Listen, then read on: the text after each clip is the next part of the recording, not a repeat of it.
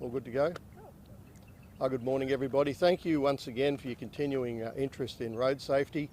I have with me today Andrew Mann. He's the General Manager of Road Safety or Land Safety in the Department of Transport and Main Roads. Both Andrew and I are lifelong motorcyclists. So what we're asking today and what we're announcing today is that this weekend we're going to try as hard as we possibly can to get every motorcycle rider, particularly in southeast Queensland, to ride safely.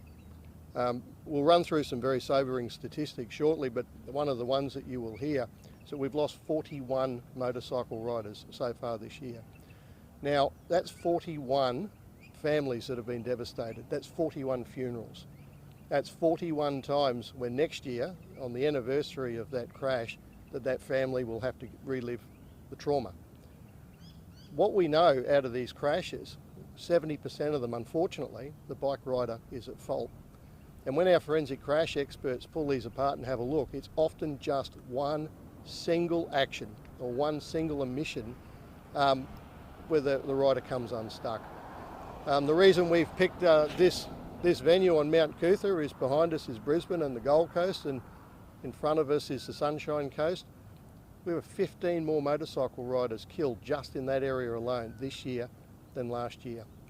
We also know that nearly every single motorcyclist who has died this year is male. We also know that the majority of them happen in 60 km/h zones. These are not high-speed crashes in many cases. We know they occur on weekends. Most of these crashes happen during the day on a Saturday.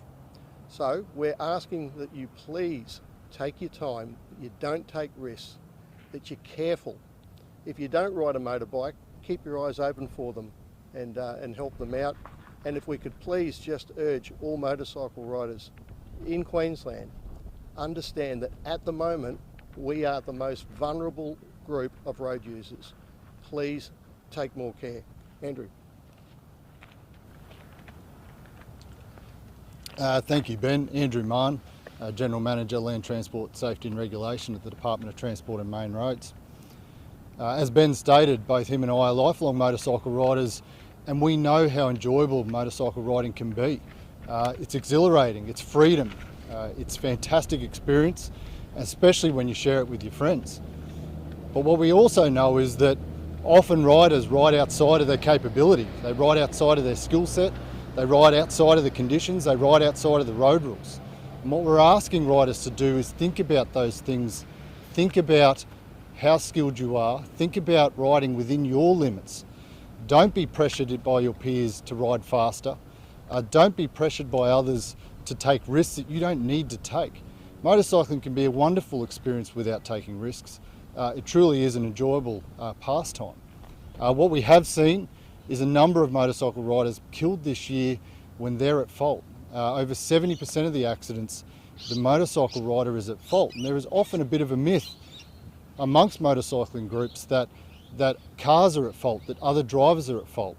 As a motorcycle rider, you are more alert to what's going on around you. You can see when cars can't see you. You can see when people are distracted. But equally, what we're seeing is more than 70% of riders are actually at fault in these accidents, which is truly tragic.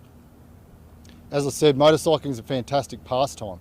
We saw 9,000 more motorcycle registrations last financial year than we did the year before. And the numbers are significantly up. Lots of people are buying bikes and lots of people are enjoying the pastime, but please do so safely.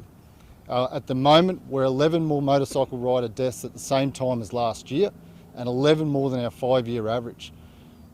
41 people aren't going home this year because something went wrong on the road network, and in many cases they made an error of judgment.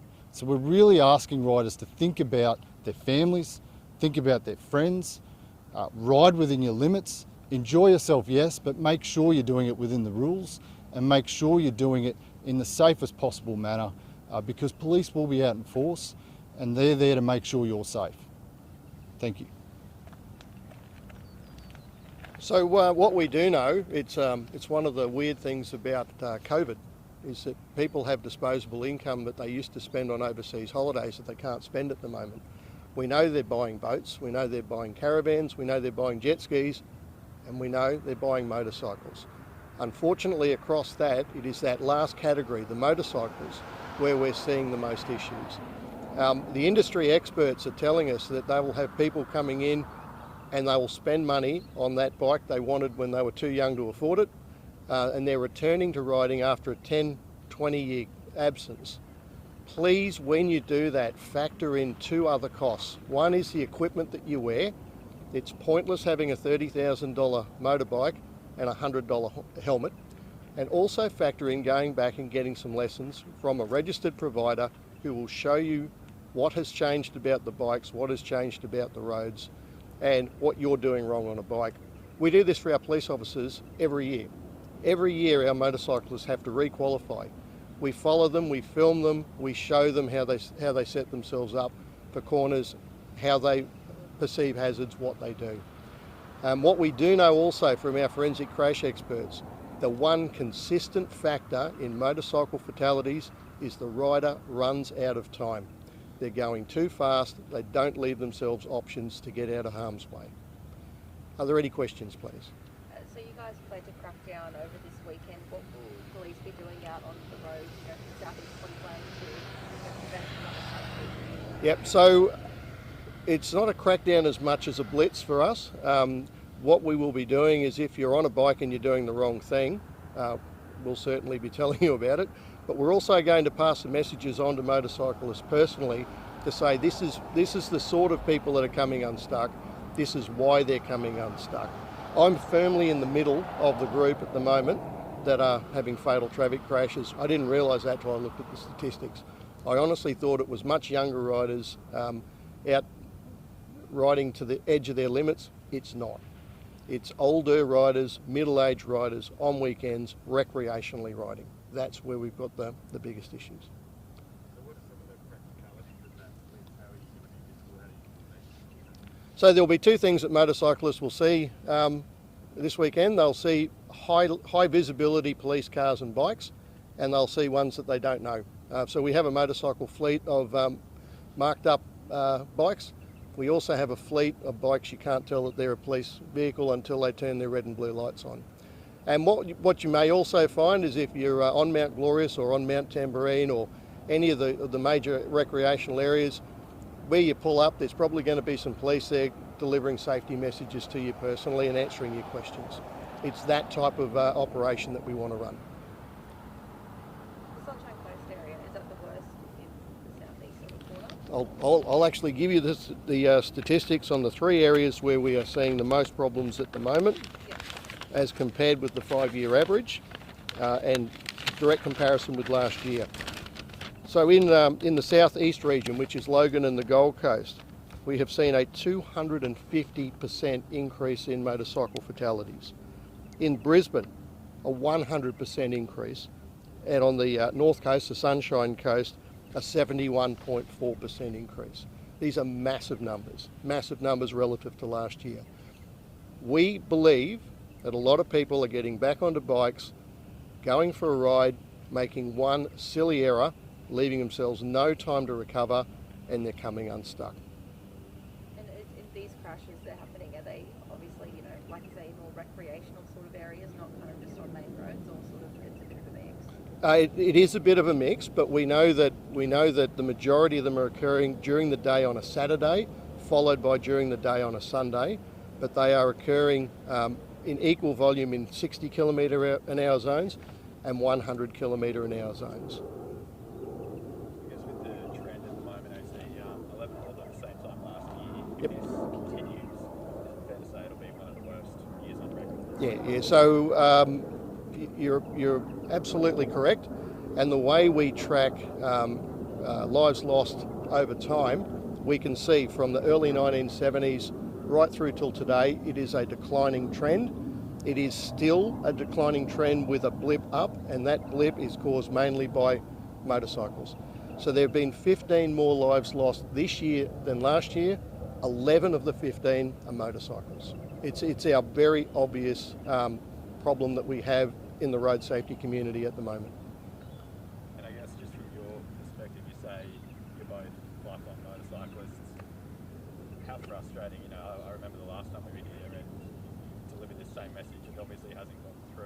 Does it get frustrating?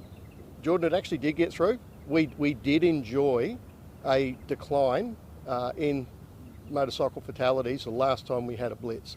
The reason we're having the blitz now is, have a look at the weather. This is primo motorcycle riding weather, and we know that traditionally August is when we see an increase in motorcycle fatalities. It's exactly why we're doing it right now. But it's incredibly frustrating. Just spare a thought for the ambos that have to do this, the police that have to deliver the death message, the coroner that has to write these files off. And in almost every single case, this isn't a motorcycle riding like a lunatic for 100 kilometres. It's a single error in judgment or just not allowing yourself enough time to react safely. It's very frustrating. Andrew, is there anything you want to add? I suppose, the AC touched on a lot of the fatalities are occurring in that 30 to 40 to 50 age bracket, and so we're seeing a lot of riders who may have ridden for some time, maybe first time riders or maybe return riders. And what we really want to encourage people is to take the time to get some more training if you think you need it. Make sure that you're equipped skill wise, but ultimately skills only go so far. Ultimately the decisions you make, what goes on between your ears when you're riding, is what will ultimately decide whether you have a safe ride or an unsafe ride. Sorry, Andrew, you said 9,000 more bike regos in the past year compared to the prior year, is that right? That's correct. So in the 2020-2021 financial year, we saw an increase of 9,000 registrations in motorcycles. Our average annual increase is somewhere between 3,000 to 4,000. So we've seen quite a steep increase in the number of new bikes on the road.